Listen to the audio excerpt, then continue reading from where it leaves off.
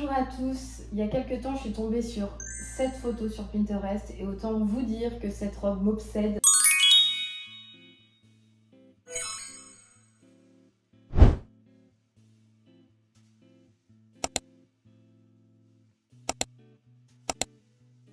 J'ai ce tissu, je vais vous montrer de près, je ne sais pas si on va très bien voir.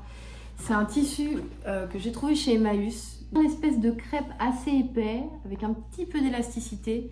Il est un peu sale, il faut que j'essaye de rattraper les taches à la machine. Voilà, c'est vraiment un très joli tissu qui a un beau tombé et que j'ai très envie d'utiliser pour faire une tenue plutôt estivale. En attendant une plus grosse commande de tissu, j'aimerais pouvoir déjà coudre un petit peu celui-ci.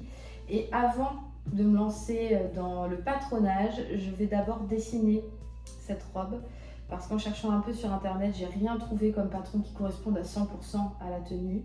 En tout cas, cette robe a une construction un petit peu originale qui me fait vraiment beaucoup l'aimer et je préfère dans ce genre de cas le dessiner d'abord pour vraiment comprendre la construction de la tenue et après passer au modélisme du patron. J'ai ma photo de référence et je vais commencer effectivement à dessiner grossièrement la silhouette de la robe et surtout voir un petit peu les différents empiècements parce que c'est de ça dont il s'agit pour pouvoir mieux patronner le reste par la suite.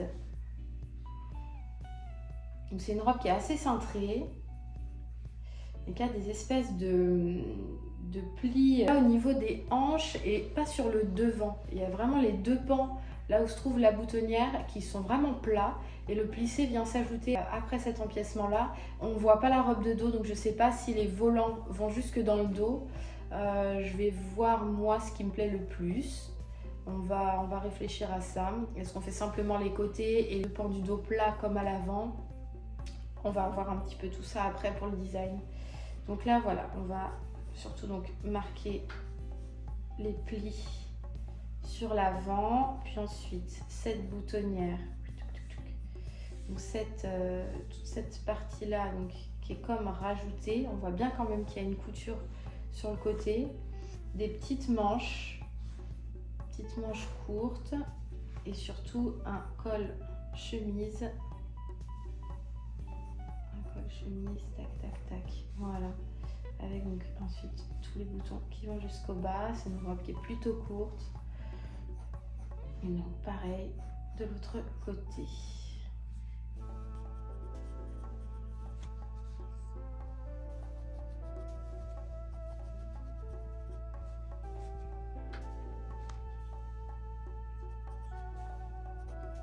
Bon, voici à peu près ce que ça donne. Donc ça c'est mon dessin de base. Pour y voir un petit peu plus clair, j'ai listé vraiment tous les éléments importants. Le plus important pour moi, c'était vraiment de délimiter cette ligne de hanche d'où partent les plis plats. On a bien ici deux pans au niveau de la boutonnière qui sont plats. Voilà, le col chemise, les petites manchettes.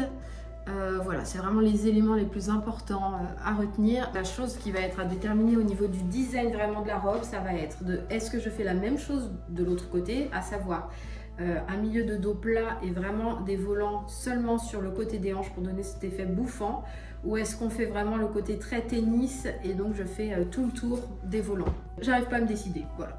Je pense que je vais dessiner l'arrière dans les deux versions différentes pour voir à peu près ce que ça pourrait donner. Et ensuite, je vais vous montrer comment je vais passer au patronage. Bon, j'ai continué de faire mes recherches sur Pinterest pour voir si je trouvais l'arrière de la robe. Et effectivement, je l'ai trouvé. C'est une robe qui vient de la collection 2024 chez Zara. L'arrière est vraiment construit comme l'avant, à savoir deux pans plats. Et donc ces volants seulement sur les côtés. Alors je voulais voir un peu plus précisément, est-ce que c'était des godets, est-ce que c'était des plis plats? Ça m'a bien l'air d'être des plis plats. Donc on va partir sur cette technique là qui en plus je pense sera plus mignonne, donnera vraiment un volume un peu plus contrôlé, qui fasse vraiment robe tennis quoi. Donc c'est parti, je vais vous montrer comment je vais faire pour le patron maintenant. Comme je vous l'ai dit tout à l'heure, j'ai cherché sur internet mais j'ai pas trouvé de patron qui ressemblait exactement à cette robe là. Donc je vais commencer par créer une base de patron sur le site Sewist. Vous connaissez peut-être, c'est très basique, il n'y a pas énormément de variations possibles, mais ça permet de faire des patrons de base que vous allez pouvoir ensuite agrémenter. Là c'est ce qu'on va faire, je vais faire la robe de base sans les volants Et ensuite, moi, je m'amuserai à calculer les volants et à les couper au niveau des hanches. On veut une robe ajustée pour la longueur, donc c'est au-dessus du genou. Elle est plus courte, je pense, la vraie. Après ça, j'ajusterai sur moi au niveau de la longueur pour que ce soit quand même portable. Une emmanchure standard. L'encolure aussi est plutôt standard. On va choisir ici le col de chemise. Hop, c'est ça qui va donner tout le charme à la tenue. Pour les fermetures, on va faire donc du plié. Hop, pas de patte de boutonnage, ça va être directement inclus dans la pièce. Sans couture à la taille. On arrive sur ce genre de patron. Voilà, vraiment un patron de base. Ici, j'ai bien mes 2 pans à l'avant avec ma partie boutonnière, le col chemise. Les manches, je les ai faites un peu longues. On verra pour les raccourcir, ça c'est tout à fait faisable. Et donc ici sur les côtés, c'est là que je viendrai calculer mes plis plats. Voilà. J'ai imprimé le patron que j'ai donc fait sur le site The Sewist. Il y a une option à la fin avant de vraiment acheter votre patron et de le faire imprimer qui est bien utile. C'est soit d'avoir des tailles standards, donc XS jusqu'à double ou triple XS, je sais plus, peut-être même plus que ça, de disponible donc directement sur les sites, ou autrement vous avez une option à vos mesures, donc ça vous permet de prendre vos mesures et de faire un patron qui soit pile donc à vos mesures. C'est ce que j'ai fait moi donc pour cette fois. L'avantage de The Sewist, c'est que les patrons sont très peu chers. C'est en dollars, mais je crois que c'est moins de 3 dollars le patron. À savoir par contre que ce sont des patrons très simples. Vous avez quelques options un petit peu avancées pour le design. Et en ce qui concerne les finitions, ça reste quand même très classique. Au niveau de la couture, je fais beaucoup de couture anglaise, donc ça me permet vraiment d'avoir des finitions qui soient très propres à l'intérieur. Mais autrement, souvent c'est soit fini par des parmentures, soit à vous de couper 2 fois votre patron pour faire ensuite une doublure. Pour ce patron-là, je pense que le tissu va suffire à lui-même et je ne vais pas faire de doublure. Et d'ailleurs, dans ce patron-là, pourtant j'ai l'habitude de commander sur le site, il n'y a même pas de parmenture. Donc c'est vraiment là du basique. Je vais découper toutes mes pièces de patronage et puis ensuite j'irai le couper directement dans mon tissu. Je vais vérifier que le tissu soit pas transparent, sinon je devrais doubler au moins le corps de la robe. Bonjour, bienvenue dans la 2e journée de création de cette robe tennis. Hier soir, j'ai déjà commencé à couper mon patronage dans le tissu principal. Ce que j'ai fait, c'est pour donc les parties devant où vont s'inclure les volants, puisque donc sur mon patron de base, il n'y a pas les volants. Donc je les ai calculés, j'ai fait une espèce de forme trapèze comme ça, légèrement plus évasée sur le côté pour avoir un peu d'ampleur sur les volants. J'ai fait mes calculs et j'ai donc pu couper mon patronage. Voilà, donc globalement j'ai vraiment toutes mes pièces qui sont déjà découpées. Il me reste très peu de tissu, ça tombait pile dans ce que j'avais. Donc je suis vraiment contente, il n'y aura pas de reste un peu inutile dont on ne sait jamais quoi faire. Là c'est bon, tout est coupé. Je vais maintenant découper tout ce qui est col, pied de col et aussi la partie boutonnière. Je vais tout découper pour l'entoiler. Donc voilà, ça va être ma première étape. Ensuite, je vais commencer à former les plis sur donc mes petites pièces trapèzes qui viendront se fixer au niveau des hanches. Et ensuite, on pourra commencer l'assemblage. Donc j'ai vraiment hâte. Si je me débrouille bien, c'est une robe que je pourrais peut-être finir en peu de temps. On va essayer de faire ça. J'ai vraiment des chutes d'entoilage dans lesquelles je vais pouvoir venir découper mes pièces de col. Je vais simplement découper une seule fois dans chaque partie de mon tissu et en coller un seul côté des deux. Le tissu étant déjà un peu épais, ça va juste lui donner ce qu'il faut de maintien supplémentaire, mais ça devrait suffire.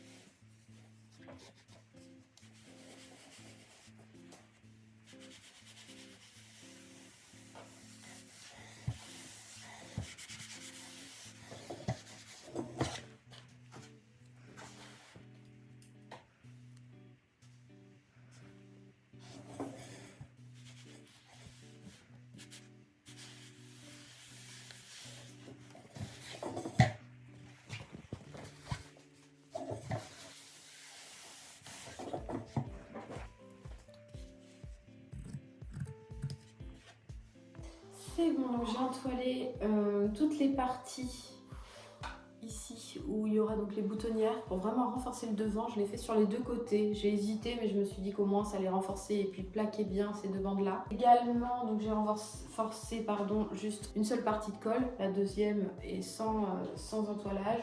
Pareil pour le pied de colle, j'ai donc voilà, mis de l'entoilage sur un seul des deux côtés. Et on va pouvoir commencer à faire les plis. Je voudrais vraiment former les plis avant de commencer à pouvoir tout coudre ensemble. Ça me permettra vraiment d'être sûre de voir si j'ai bien calculé mes plis. J'espère que c'est bon parce que j'ai pas de tissu de reste, donc il faut que ce soit bon. Mais voilà, comme ça, une fois que les plis seront formés, je pourrai commencer vraiment l'assemblage des pièces. Alors, j'ai commencé à coudre hier soir, après avoir placé mes plis sur mes bandes, qui vont donc venir se placer sur les côtés de la robe. C'était pas facile à calculer, je pense que j'ai pas fait les bons calculs, j'avais trop de tissu par rapport au nombre de plis que je voulais faire, donc il a fallu réajuster. Mais je trouve que le résultat est pas mal du tout quand même. Voilà la partie du devant qui est la mieux avancée, je sais pas si on va vraiment voir quelque chose. Voilà. Donc on a les plis qui viennent se passer au niveau de la hanche. Donc c'est très long, ça viendra se raccourcir. Je veux une longueur un petit peu au-dessus du genou quand même. Voilà pour les détails. On a vraiment ici la poitrine. Ici on viendra replier pour la bande de boutonnage à l'avant. On a le côté et le début du milieu dos. À l'intérieur, j'ai tout cousu couture anglaise pour avoir quelque chose de vraiment bien fini. J'ai déjà repassé les plis, c'était simplement pour avoir un peu une idée de ce que ça allait donner à ce niveau-là. J'ai assemblé déjà, pareil, le côté de plis ici. Je vais devoir donc maintenant assembler 7 pièces à la partie devant droit. Et donc voilà, on va continuer donc l'assemblage de la robe.